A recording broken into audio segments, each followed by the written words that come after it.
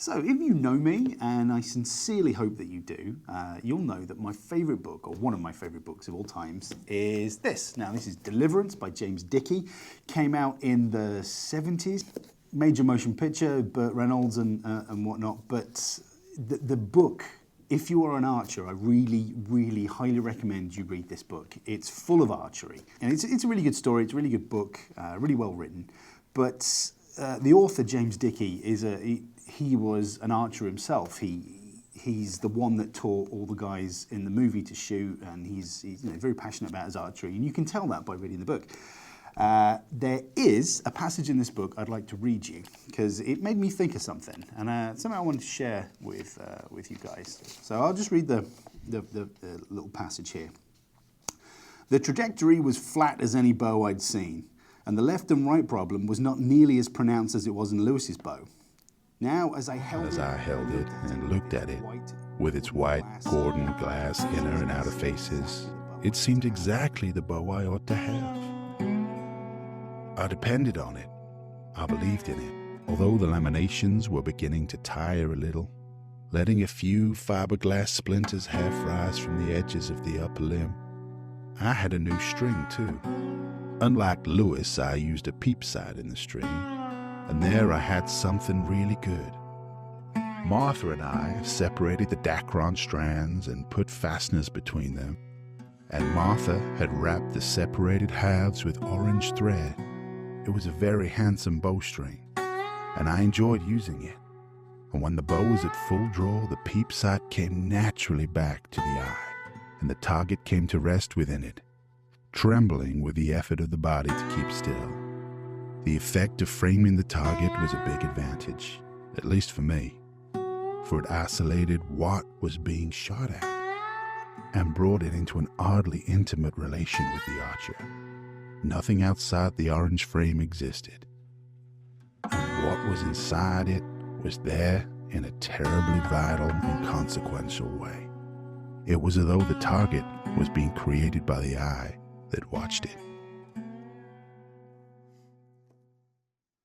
Hey, that was fancy. But yeah, so with that in mind, what I've done, I've got a trad bow here. Now this is probably about the most 70s-esque trad bow I could find on the rack. It's a Bear Grizzly.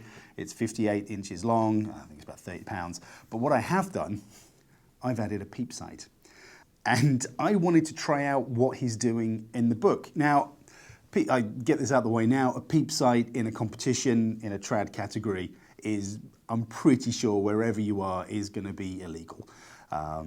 It's not allowed, you're not allowed to have any sighting aids or anything. But this is just a little experiment, a little bit of fun. Just, I was curious to see what it would be like to put a Peepsight in a trad bow. Now, if you don't know what a Peepsight is, or a rear sight, they go by a couple of different names, but they are primarily used for compound archery, where you would have them on a compound bow, and the compound bow, when you come to full draw, you have a sight by your eye, you've got the pins, so you've got a rear sight and a foresight, a bit like a rifle.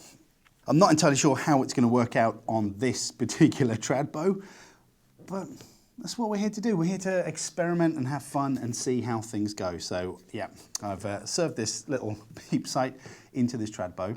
So let's go and have a little shoot with it and see see what shooting a trad bow with a Peepsight's like.